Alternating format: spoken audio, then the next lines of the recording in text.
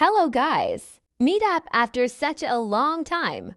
This time, many flowers had grown on the plant, but due to the strong storm, all of them fell off.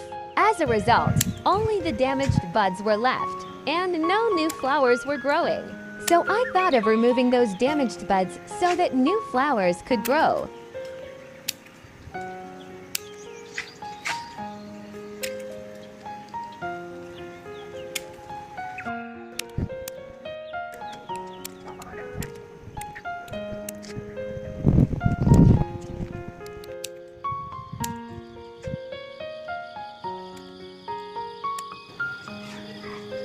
So I shook it a little so that the damaged buds stuck inside would fall down.